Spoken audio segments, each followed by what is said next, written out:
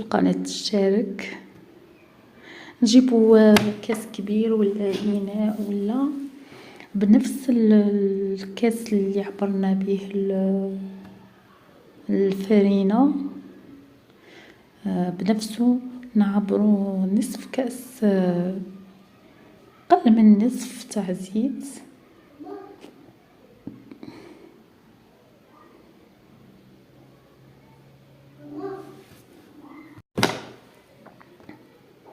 ونفس الكاس نعمروه ماء دافي ونديروه في داك الكاس الكبير ولا الاناء ولا كل واحد شا يقدر يدير.